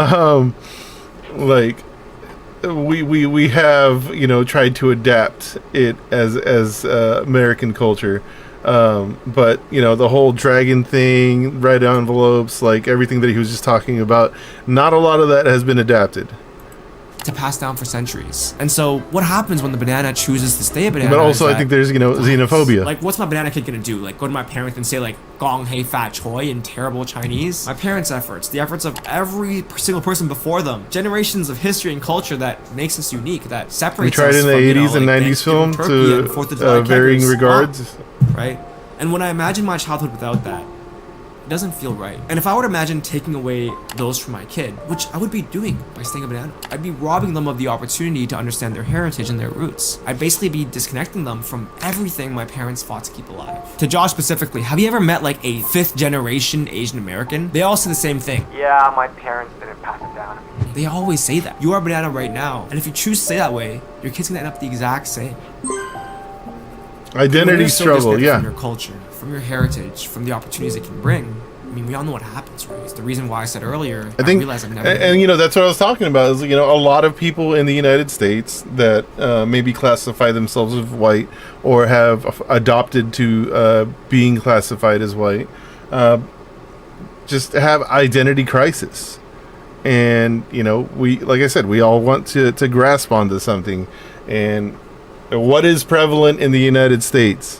White supremacist ideology. Right. Because what I found is that the more I tried to assimilate into a culture that wasn't mine, the less connected I felt to who I truly was. And I know from experience, there's this constant identity struggle between trying to fit into like a Western world and still feeling like an outsider. Feeling too whitewashed for the Asians, but too Asian for the Western world. And like I said, I mean, I'm never gonna be white. And I'd hate for my kid to feel trapped like that. If you've ever met like a 5th generation Asian American, like their like parents are Asian, their grandparents are Asian, you know, whatever, they always say the same thing. Yeah, no, my parents never taught me. Yeah, no, I mean, we've never like really done any of like the Chinese New Year stuff because like my family isn't like that Chinese. It's always awkward for them. Because for me, when I found that Asian side, that love for my culture and my identity, that's when I truly built a true sense of belonging. Like not just with my family, but with myself. When I finally stopped being a banana, when I made the decision to reconnect with my culture, my language, and my family, everything started to change. My career opened up. I mean, I traveled to China and did a freaking speech this year. I've met childhood idols that I can only dream of meeting. And I have such a rich relationship with my family, with my parents now. That's I don't wild. feel like the Who is Chinese this guy guy in a room full of strangers anymore. I feel whole. I feel like myself. And let me tell you, once I fully embraced who I am, my perspective on the world and my place in it changed entirely. I started to realize that like being Chinese isn't a burden, it's a gift. The culture, the values, the community, it's a foundation that supports me every single day. And I absolutely love the way I can just connect with a random stranger immediately just because we're both Chinese. And on top of that, one of my favorite things to do now, remember when I was a kid, I would always like, it's just some Chinese shit. No, like right now, my favorite thing to do is to share Chinese culture with people who have never experienced it. Like it brings me so much joy. Free and Chinese I just think, like, back lesson. to that kid in high school who like would see a Chinese restaurant and be like, nah, yo, it's just some Chinese shit. Let's get some burgers, man. I think back to that kid and I'm like, wow, like thank God I'm not that kid anymore. Because it's not just about me anymore. You know, it's about my future, my family, and passing down that legacy. And I care about making sure I give my future kid the opportunity to connect with my parents. And for me, that's priceless. And I'm not just speaking Mandarin and Cantonese for business, for travel. I'm speaking it because it connects me to my roots, to my family's story, and to the greater community I belong to. And that's what happens when the banana chooses to stop being banana. See, before I was stuck between two worlds, but what I realized is that when you embrace your heritage, you no longer have to choose between two identities. You get to embrace both. And when I stopped being a banana, I didn't just gain fluency in a language, I gained a deeper connection to myself. I gained my family's respect and my own respect. And I started to understand that the more I embrace my culture, the more I find peace in who I am. And most importantly, I found my place in this world. You know, not as an outsider, not as someone trying to fit in, but as someone who's proud to be exactly who they are. So what I would tell my younger self, who was so anti-Asian, is I've held off on watching like the majority of this video for a very long time. I've been trying to watch this video like on stream. I just keep running out of time.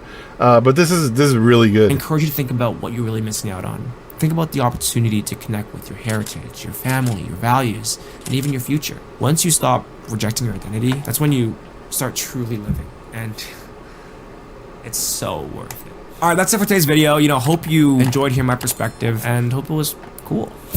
Peace. 再见.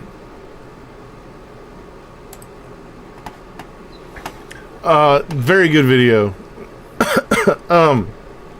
But yeah, like I was saying, you know, we have this disassociation with you know, culture, and we try to adapt American culture, which is it's just capitalism, man. That's all it is. You know, capitalism with a different shade of color is what it is. All right, this video I definitely want to watch on stream. Is the right becoming anti-Israel? What are all these great white sharks doing? Look at his teeth. She's got to have at least like 2 rows of teeth, man. Cyber and tech. Let's go back. A vicious strain of jealous anti-Zionism under the guise of conservative values. Are you at the point yet where you would call what's happening in Gaza a genocide? You can use whatever word you want. But Marjorie Taylor Greene is saying that she's the That's first Marjorie- to go there. I'm sorry. Yeah.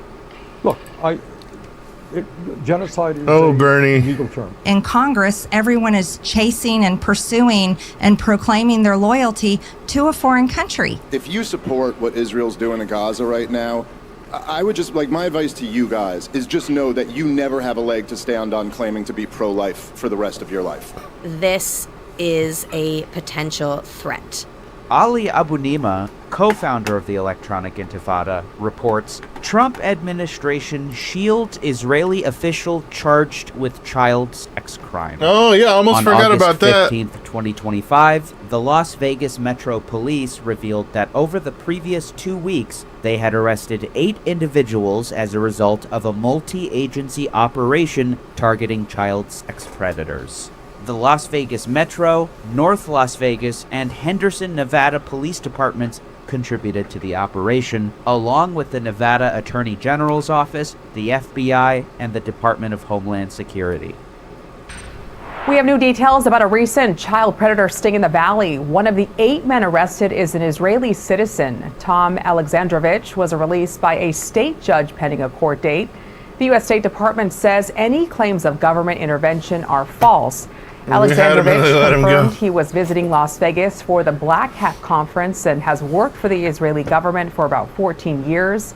He was caught after communicating with a decoy agent posing as a 15-year-old. 15-year-old, One man? of the 8 men arrested was one Tom Alexandrovich, who was interviewed after his arrest by a Homeland Security investigator and an FBI special agent. What caught Abunimah's attention, however, was a subsequent statement from the acting U.S. Attorney for Nevada. Last week, Tom Alexandrovich was arrested in a Nevada Internet Crimes Against Children joint operation, and he was booked into the Henderson County Detention Center.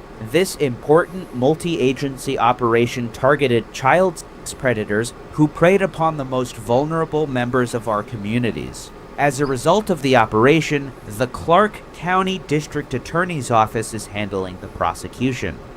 As Abunimah concluded of the move, this signals that the federal government is washing its hands of the matter, leaving Alexandrovich to be prosecuted at the state level. That's wild. Alexandrovich being handed over to state officials is especially odd considering, Abunimah writes, the U.S. Department of Justice can and does file federal charges in such cases, especially when federal agencies are involved in a sting, but has, for some reason, chosen not to do so in this one. Alexandrovich was named in a November 2024 article on Israel's state website as head of the Technological Defense Division at the Israel National Cyber Directorate. According to the Tel Aviv-based cyber and tech networking platform CyberTech, he is executive director of the Active and Technological Defense Division Israeli National Cyber Directorate. He was also honored with the President of Israel's Defense Award for Special Achievement, the Top Defense Award. Indeed, Israeli outlets have referred to him as a senior Israeli cyber official. The Israeli Prime Minister initially denied that he had been arrested. However, his declaration of arrest is publicly available, as are his court case records, which shows he paid $10,000 bail.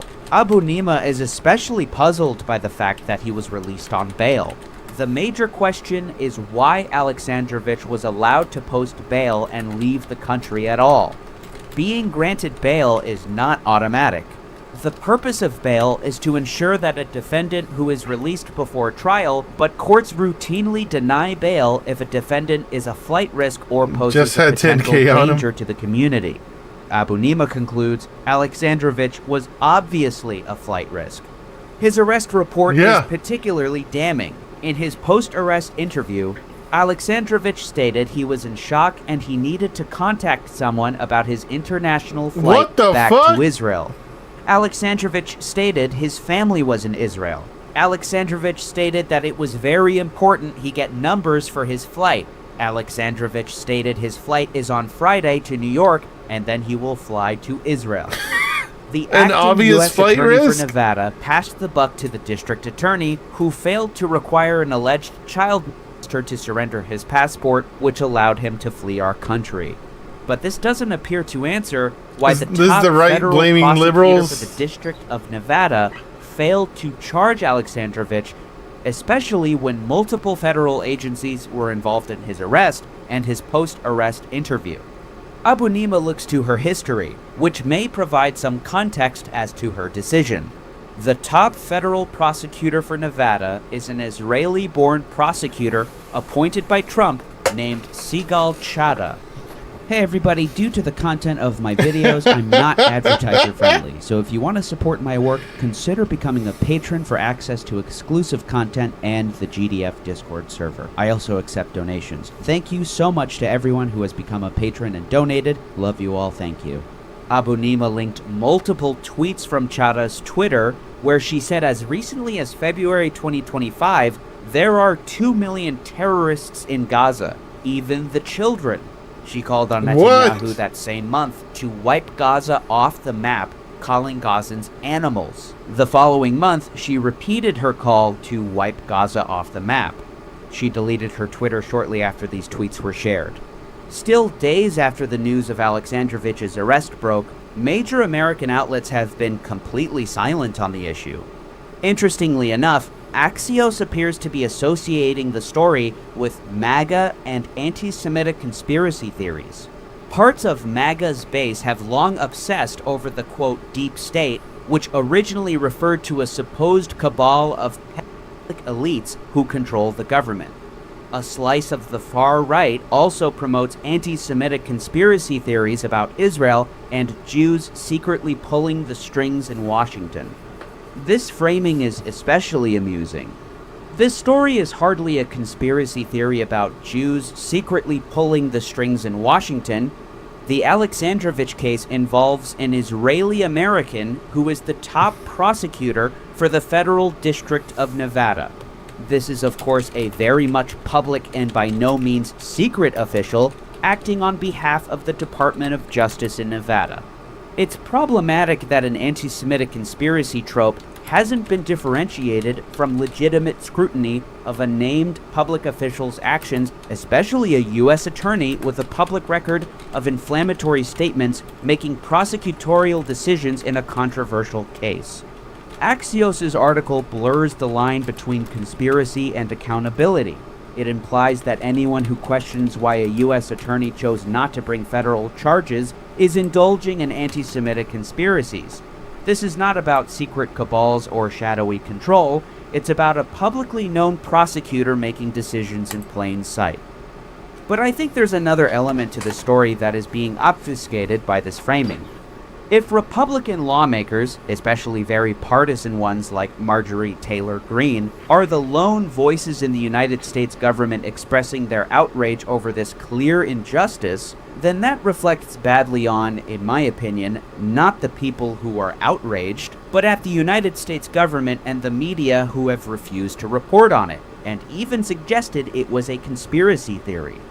You may have noticed that right-wing figures, more specifically Republicans with a history of being pro-Trump, have been increasingly critical of Israel and even in some cases apparently sympathetic toward Palestinians. Theo Vaughn and Tucker Carlson comprise some of the most famous figures in the sort of podcast sphere of influence, and in Congress, there's Thomas Massie and Marjorie Taylor Greene.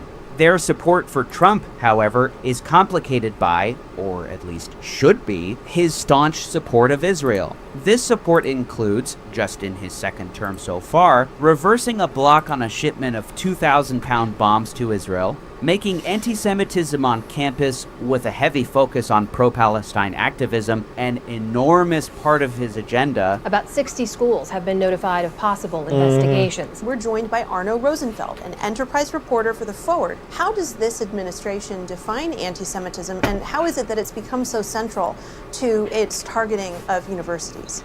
So the administration's understanding of anti-Semitism is really rooted in hostility toward Israel, so be that anti-Zionism or these other sort of protests. Columbia University has agreed to pay more than $220 million to the federal government over the next 3 years. It is all part of a settlement with the Trump administration after they pulled $400 million of the school's federal funding over claims the university... It sounds very much like the right wing is actually very pro-Israel.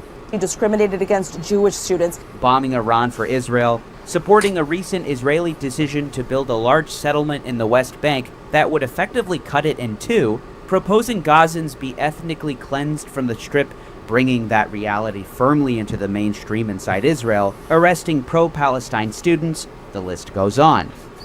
Young Republicans are reportedly becoming increasingly unhappy with this support, which contradicts President Donald Trump's vows of isolationism, wrote Ben Samuels for Haaretz.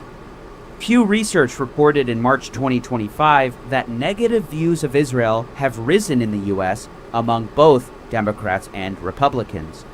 By 2025, 71% of Democrats aged 18 to 49 held an unfavorable view of Israel. 71%?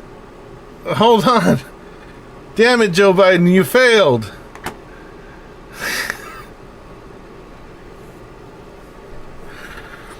This dude loved Israel. Or maybe we failed Joe Biden. 50 or over, the number was 66%, up from 43% 3 years earlier. The vast majority of Republicans over 50 support Israel still, support that has declined just 4% in 3 years.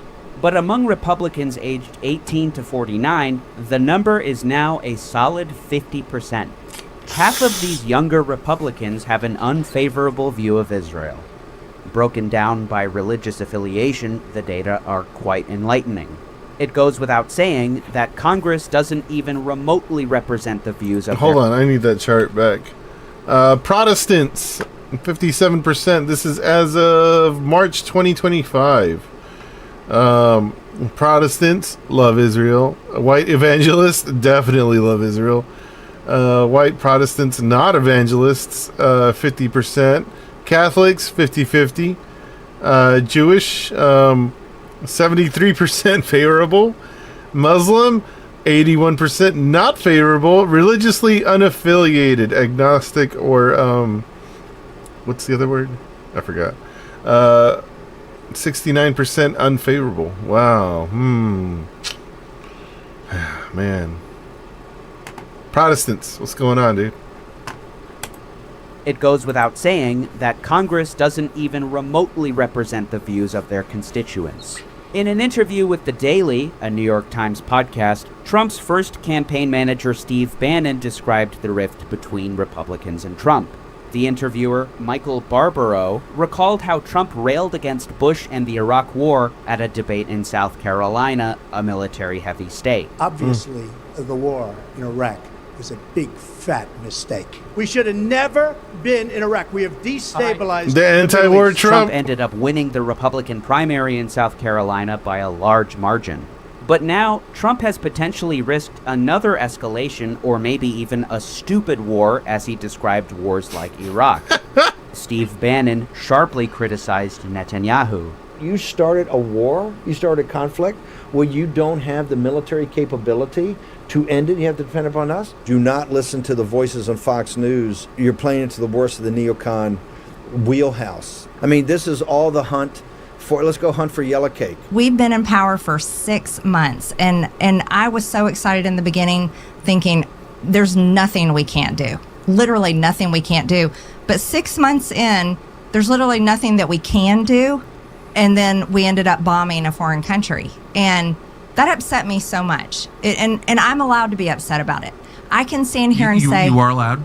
Well, no, I'm not sure if... not according to Mark Levin and not according to many others, you know, that prioritize another country over our country. Perhaps Trump's biggest mistake that alienated his base, as revealed by Netanel Slyamovics for Haaretz, the debate in the MAGA movement over the war in Iran has thrust the Israel question to center stage. The attack infuriated two key voices in the movement, Bannon and Carlson. But there is actually no corner of the Trumpist media universe where, at the very least, one question isn't being asked. Why are Americans putting themselves at risk for Israel's benefit? What do we get from Israel, do you feel like? We got a lot of countries that hate us. It's one of the things we get. Well, especially right now with this stuff in Gaza, I think it's Israel's. It's one of the worst PR campaigns I've ever seen in my life. If they're even, it doesn't make any sense to me. It's like, I just don't. It gives their government this extremely evil look to me, and I think to a lot of people, Our children's generation, they can't afford rent. They can't afford to buy a house. They can't afford insurance. They can't buy a new car. They can't find a good paying job. They're living month to month, paycheck to paycheck, credit card bills stacked up. And they literally look to the future going, how am I ever going to realize the American dream? Right. And it seems hopeless for them. But then in Congress, everyone is chasing and pursuing and proclaiming their loyalty to a foreign country. In a debate, I'm sorry, what was her solution there? I wanted to know. I want to know where she was going with that. between conservative commentator Josh Hammer and comedian Dave Smith, hosted by Charlie Kirk, Smith made the conservative case against Israel. We should be friends with Israel. We should trade with Israel and have a good relationship with them. But you know what? I also don't believe in welfare, and they shouldn't get another dime of U.S. taxpayer money, and they should not. So hold on. Their lobby should register as a foreign That's a good agent, segue. Finish that. and they should stop blackmailing our politics. Got it. So I never said anyone's bought off by the Jews. We're both Jewish, and that's a dirty little trick you play. Look, if you support what Israel's doing in Gaza right now, I would just, my advice to you guys is just know that you never have a leg to stand on claiming to be pro-life for the rest of your life. Just saying that. If you... so it's okay to support... Let's not boo our speaker, It's okay to support... Let's not boo our speakers. Babies. All of a sudden, killing babies is negotiable. All right, fine. The whole mission of this, what you can't even really call a war, because it's not a war, it's the destruction of a captive people. Gaza's been occupied since 1967 by the Israelis. Okay, hold on. So this guy is going to debate Hassan, right? Like what? Like in a few weeks? Will he use these talking points? How will, I guess that's the question. How will he manipulate these talking points against Hassan? Israelis. That's something you should be preparing for. Rumeysa Ozturk, a PhD student at Tufts, arrested for writing an opinion article for the school's newspaper. Tim Dillon asked, "Is this being done for America or for Israel? I mean, this is a fair question. Is the United States government now just taking edicts and orders from Israel?" Always has been, man. I think it's a fair question What do you mean? to ask. Does anyone feel safer with this woman off the streets? Is this the American government's? Is this what people voted for when they elected? It's imperialism. Trump, is to have a country taking orders. It always comes home, man. I don't think so. In May 2025, Ben Samuels, writing for Haaretz, quoted the head of the Republican Jewish woke Committee, right. Matt Brooks, who condemned the woke right, apparently an attempt to weaponize the term favored by Republicans against those critical of Israel. What is the woke right? Right. The woke right is unfortunately a new movement that we see percolating within the kind of Trump MAGA America First camp. It is characterized by a vicious strain of jealous anti-Zionism. It's under the guise of conservative values. These people say that they are part of the America First movement. These people would be largely irrelevant if not for Tucker Carlson. Dave Smith cannot actually articulate our argument. The people who are criticizing the woke right, if you asked him why we're doing that, he would say, oh, it's because we don't support Israel. So they're calling us woke because we don't support Israel. And it's like, no, that's literally one marker in a sea of evidence for why you are actually the woke ones. Everyone, especially Israelis who are so gung-ho about Trump, rightfully so, and so excited about this, are aware that this is a potential threat. Brooks was incensed at the failure of multiple bills that were intensely supported by the pro-Israel establishment in the United States. The two bills were the Anti-Semitism Awareness Act, or AAA, and the IGO Anti-Boycott Act. The AAA would legally require the Education Department to take the International Holocaust Remembrance Alliance definition of anti-Semitism into account when determining if an action violating Title VI of the 1964 Civil Rights Act was motivated by anti-Semitism.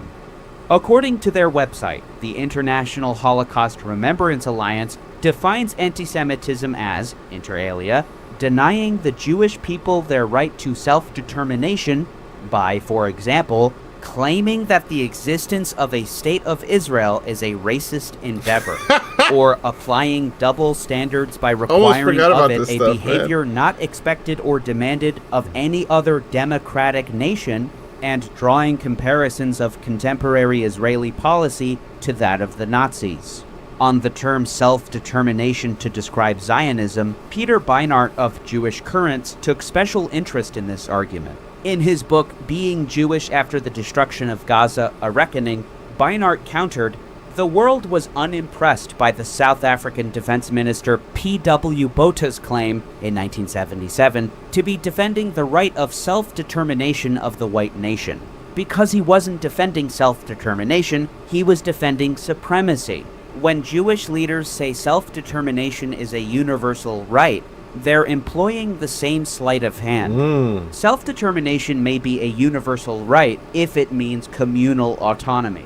Few would quibble with a school in a largely Afrikaner town teaching children in Afrikaans, so long as white and black South Africans live under the same law.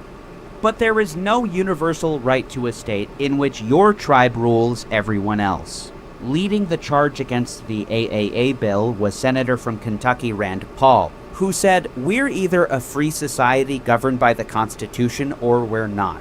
We need to challenge hate with reason, not censorship." After the bill was amended 4 times, GOP Chair Senator Bill Cassidy took it off the table. A similar fate befell the anti-boycott bill. The bill explicitly targeted U.S. citizens seeking to support I thought these boycotts bills of Israel. passed, man. Marjorie Taylor Greene announced she would vote no on Twitter. "It is my job to defend America's rights to buy or boycott whomever they choose without the government harshly fining them or imprisoning them. But what I don't understand is why we are voting on a bill on behalf of other countries and not the president's executive orders that are for our country." And so, despite a Republican majority in the House and Senate, the bills failed as a result of the small number of problem Republicans in the eyes of the pro-Israel lobby. In July 2025, Greene had become the first Republican in Congress to condemn genocide in Gaza. Congresswoman Marjorie Taylor Greene, a Trump ally, writing, "It's the most truthful and easiest thing to say that October 7th in Israel was horrific and all hostages must be returned. But so is the genocide, humanitarian crisis, and starvation happening in Gaza.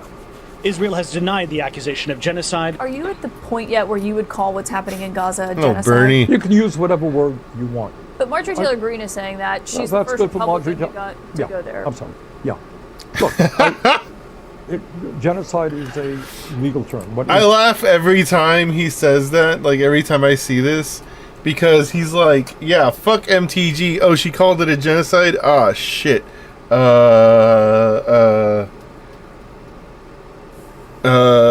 Anyway.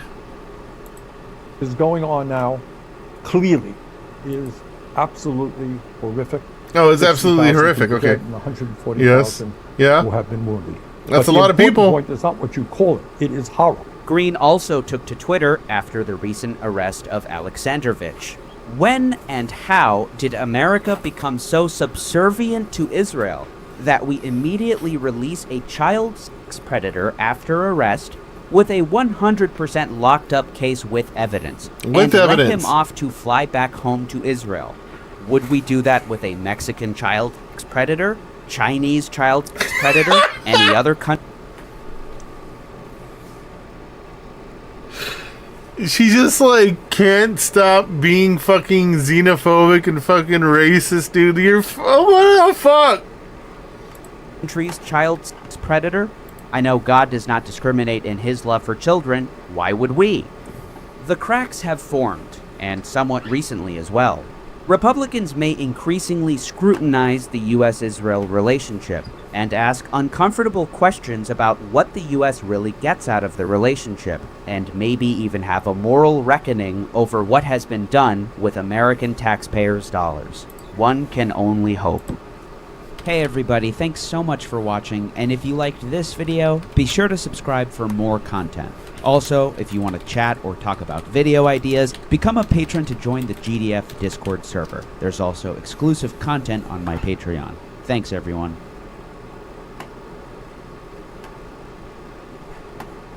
Yeah, a wild ride, indeed, by GDF.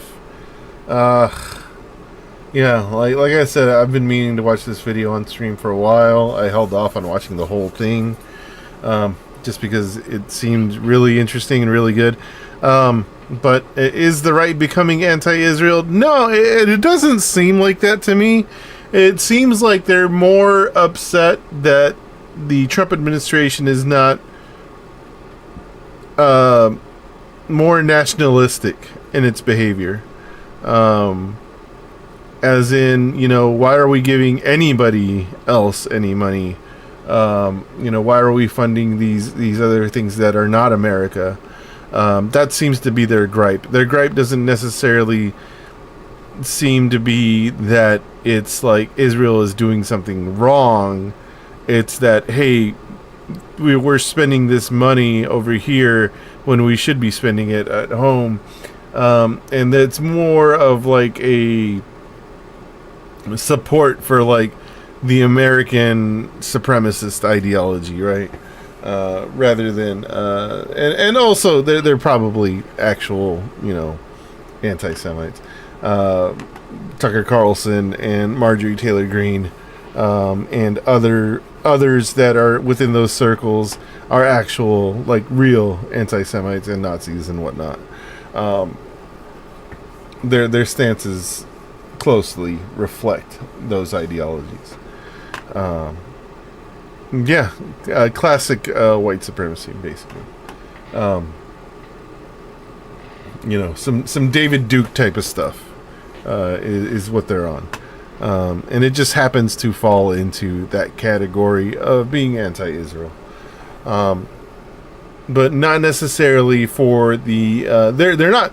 She's not saying that it's a genocide so that, you know, they'll stop killing Palestinians. She's just saying that, hey, we're giving money to Israel and they're killing people. She doesn't necessarily care about the Palestinian people. She doesn't necessarily care about the, you know, the long arm of imperialism that the United States is exerting through to the Middle East, through Israel. That's not her concern. Her concern is, hey, why aren't we giving this money to more white people in the United States? Like that's what her concern is. So that's really what it boils down to. All right, I had more videos, but man, it's been 2 hours. Also, it's Monday. Is it Monday? It is Monday. I have to work tomorrow, so. All right, I'm gonna call it here, chat. Thank you for being here. We were gonna watch the Prime Minister assassination in Yemen from AI Telly, but maybe we'll do that tomorrow afternoon. Maybe we'll see. I had that, and then yeah, some more stuff. Oh, this one was also good. Also from GDF, Israel and movies. The first. I highly recommend this one. So, if you want to watch that, you can watch that. I'll send you a link. Alright, guys. I'm going to call it here. And I'll see you possibly tomorrow, but definitely sometime during the week, for sure. Alright, you have a good night.